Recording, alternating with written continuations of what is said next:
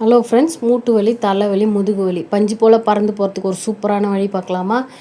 அதுக்கு வந்துட்டு தவிடு, நெல் தவிடு இருக்கு இல்லையா, அது கோதுமை தவிடு, கூடவே ஆற்று மணல், பீச் மணல் இருக்கு இல்லையா, அது இது வந்து பீச் மணல் வந்து நல்லா வந்து காய வச்சுக்கோங்க. எப்பப்போ தேவையோ அப்பப்போ எடுத்து யூஸ் பண்ணிக்கலாம். தவிடும் அதே மாதிரி தான். வெயிலில் நல்லா காய வச்சிட்டோம்னா வண்டு வராது. இப்போ வந்து நம்ம தவிடும் மணலும் ரெண்டும் சரிசமமாக எடுக்கணும். இதுக்கு வந்து ஆற்று மணல் வந்து, அதாவது பீச் மணல் தான் யூஸ் பண்ணணும், வேறு எந்த மணலும் யூஸ் பண்ணக்கூடாது. ரெண்டுத்தையும் வந்து சரிசமமாக கலந்து வச்சுக்கணும். இது நான் ஏற்கனவே வந்து யூஸ் பண்ணியிருக்கேன், ஒரு 2-3 வாட்டி யூஸ் பண்ணிட்டேன். நீங்கள் வந்து இதை வந்து எத்தனை தடவை வேணாலும் ரீயூஸ் பண்ணலாம்.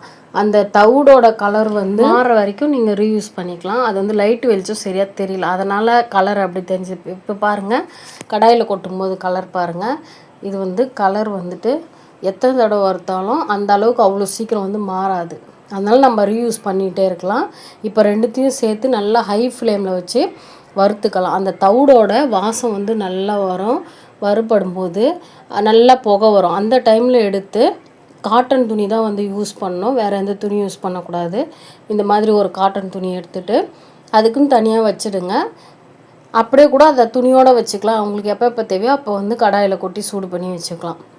இப்போது இந்த மாதிரி காட்டன் துணி எடுத்து நல்லா அந்த சூடு போகிறதுக்குள்ளே முறுக்கி, நமக்கு வந்து தலை வலியோ இல்லை முதுகு வலியோ முட்டி வலியோ எங்கே வலி இருக்கோ அங்கே வந்து வைக்கலாம்.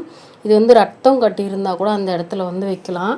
இப்போ நீங்கள் சின்ன பசங்களுக்கு வைக்கிறீங்க அப்படின்னா வந்துட்டு சூடு வந்து கொஞ்சம் கம்மியாக வந்து வைங்க. ஏன்னா வந்து பெரியவங்களுக்கு கொஞ்சம் சூடு தாங்குவாங்க, சின்ன குழந்தைங்க தாங்க மாட்டாங்க. அதனால் கம்மியாக வைக்கலாம்.